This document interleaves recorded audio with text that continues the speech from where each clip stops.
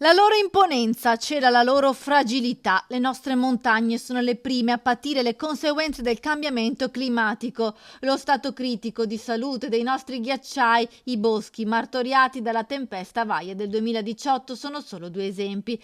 Per questo l'Università di Padova ha lanciato il progetto Orizzonte Montagna, 8 corsi di aggiornamento professionale aperti a tutti coloro che abbiano conseguito almeno il diploma di scuola superiore per formare figure professionali dedicate alla montagna.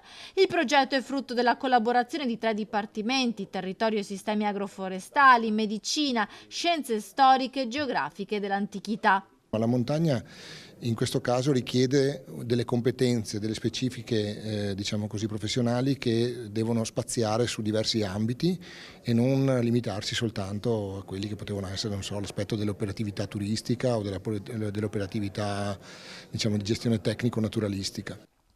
Le lezioni possono durare giorni o un mese, si svolgeranno online o a diretto contatto con le realtà del territorio, da quello bellunese a quello vicentino e friulano. Il primo a partire è il corso di medicina di montagna, proseguirà a luglio con proposte dedicate alla Marmolada e alle Dolomiti. L'Università di Padova è da sempre in prima linea nello studio degli effetti del cambiamento climatico sulla montagna. Questi effetti inducono trasformazioni sull'ambiente, ma anche sulle popolazioni che vivono, perché si trovano esposte sempre di più, ad esempio, ai fattori climatici che vanno a esporli a pericoli di tipo naturali, ma che vanno anche a trasformare l'ambiente, perché è un ambiente di tipo fragile. Più di metà dei 32 dipartimenti dell'Ateneo sono impegnati in progetti di ricerca che riguardano proprio la montagna. La proposta formativa è sostenuta dal Dipartimento degli Affari Regionali e le Autonomie e dalla Presidenza del Consiglio dei Ministri.